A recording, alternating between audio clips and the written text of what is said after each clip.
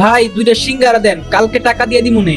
কি রে প্রিমিস, তুই আমাদের কলেজে পড়ালেখা কইরা তুই ফুটপাতে এসে 20 টাকা সিঙ্গারা খাইতেছস, তাও আবার বাকিতে? আহারে, তোর জন্য আমার অনেক কষ্ট হয়। আচ্ছা চল তুই আমার সাথে, আমি তোরে আজকে একটা 5 স্টার হোটেলে নিয়ে খাওয়াবো। প্রিমিস গরিব হওয়ার কারণে কলেজের ছেলে মেয়েরা প্রিমিসকে নিয়ে অনেক মজা করে, অপমান করে। আজকে কলেজের একটি বড়লোক মেয়ে বিলকিস প্রিমিসকে বাকিতে সিঙ্গারা কিনতে দেখে ফেলে, আর সেটা দেখে সে প্রিমিসের সাথে মজা নিতে থাকে আর অপমান করতে থাকে। প্রিমিস, মানলাম তুই গরিব ফকির, তো কি হইছে, আমার কাছে তো অনেক টাকা আছে, প্রতিদিন কুত্তারে খাওয়াই, আজকে তরে খাওয়ামু। আমি তোরে যে রেস্টুরেন্টে নিয়ে যাইতাছি এইটা তুই জীবনে চোখেই দেখোস নাই।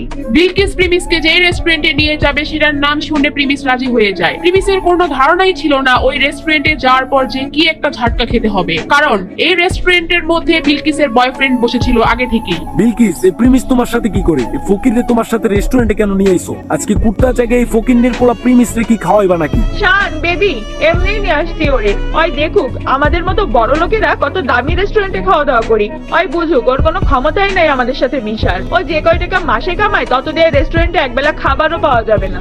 আচ্ছা তুমি আমার এখানে এসে বসো, আমি ওয়েটারকে ডাক দিই। এ ওয়েটার, এদিকে আসো। এরপর ওয়েটার তাদের অর্ডার নেওয়ার জন্য আসে। আজকে আমরা প্রিমিসের জন্য স্পেশাল কিছু অর্ডার করব, জীবনে তো খাই নাই এগুলা। আরে প্রিমিস চৌধুরী সাহেব, আপনি এখানে? স্যার আমি আপনাকে দেখি নাই, সরি স্যার, আমাকে মাফ করবেন।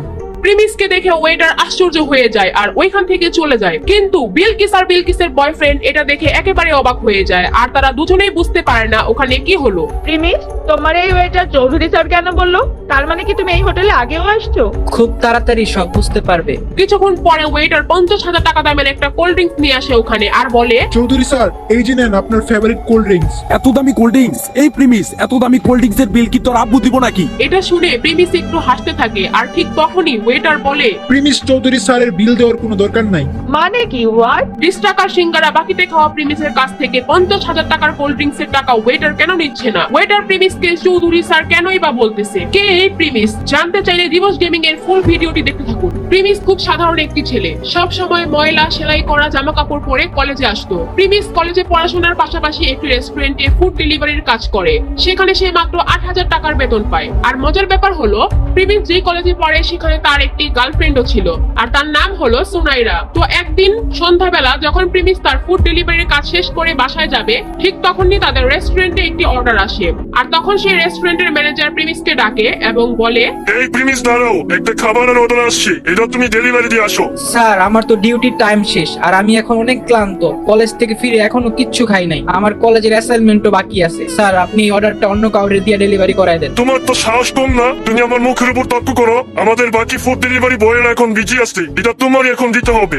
স্যার এখন আমার খুব দুর্বল লাগতেছে, না হলে আমি ডেলিভারিটা দিয়ে আসতাম, আর এই অবস্থায় সাইকেল চালা যেতে হয়তো আমি পারবো না। তোমাকে চাকরি দেওয়া আমার ভুল হয়েছে, কোনো কাজ দিলে তুমি এমন ফালতু অজুহাত দেখাও। চাকরি থেকে বাদ দিলে তখন দেখা যাবে চাকরি কোথায় পাও। তুমি চালো আমার বাইকটা নিয়ে খাবারটা পৌঁছে দিয়ে আসো। আচ্ছা ঠিক আছে, আমি যাচ্ছি। প্রিমিস এই ক্ষুধার্ত শরীর নিয়েও খাবার ডেলিভারি দিতে রাজি হয়, যদিও তার কাজের সময় শেষ হয়ে গিয়েছে, তারপরেও ম্যানেজারের কথায় তার চাকরি হারানোর ভয়ে সে যেতে বাধ্য হয়। তাই সেই কথা চিন্তা করে রেস্টুরেন্ট থেকে খাবার নিয়ে বের হয় ডেলিভারি দেওয়ার জন্য। সুন্দর ভাই, ইস এরকম একটা বাইক যদি আমার থাকতো, এই বাইক দিয়ে সোনাইরাকে নিয়ে ঢাকা শহরে অলিতে গলিতে নিয়ে ওকে ঘুরতাম।